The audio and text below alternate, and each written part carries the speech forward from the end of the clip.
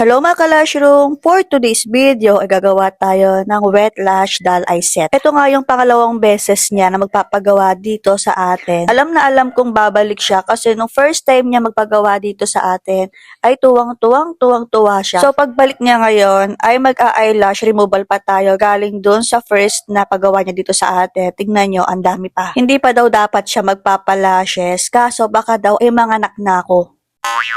Isa to sa mga clients ko na para bang ayaw nila akong manganak, na para bang ayaw nila akong magpahinga.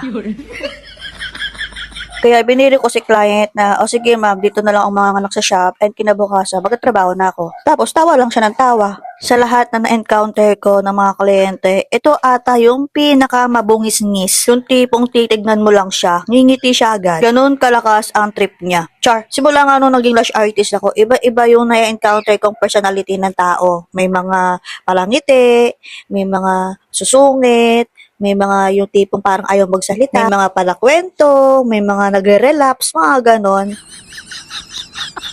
So anyway, balik na tayo sa ating ginagawa. So sa part na to, naglalagay na ako dito ng gel patch, ng eyelash tape, para ma-secure talaga natin na hindi lalabas yung mga lower lashes. So, gamit ako dito ng perfect primer ng Gelin para talagang maganda ang retention ng ating lashes. Pinarush ko muna at pinatuyo bago ko mag-mapping dito. So ang gagawin ko sa kanya ay doll eye set. Yun din yung pinagawa niya nung first time niya, and ngayon, yun din yung papagawa niya. And same size lang din. Pero ngayon, ang gagamitin ko sa kanya na lash brand ay yung sa Gelin. At yung lash glue na gagamitin ko sa kanya ay yung extreme glue ng Gelin. Ito yung masasabi ko sa extreme glue ng Gelin. Highly recommended ko talaga to, as in. Simula nung ginamit ko to nung last year, hanggang ngayon gamit ko pa rin siya. Minsan, nagkakatoyo din to. Alam mo yung toyo niya? Yung toyo na dumudula siya kapag naglalagay ka. Pero, napag-aralan ko na siya. So, kapag ganun ang nangyayari, dahil nga sa humidity natin, ay naglalagay ako ng bonder. Ng bonder din ng Gelin. Naglalagay ako sa mismong natural lashes ng bonder. I mean, super bond ng Gelin.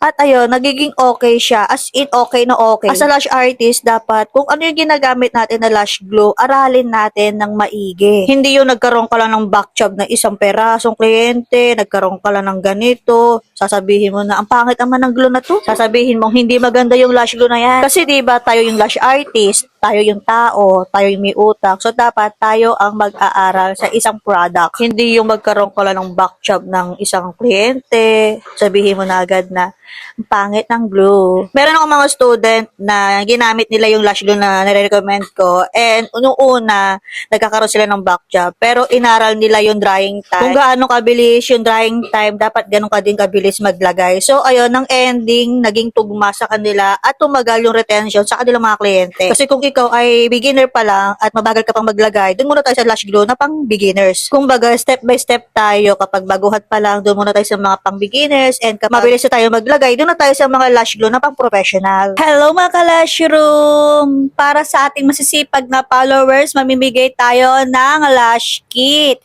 na pwede nyong gamitin sa inyong paglalashes.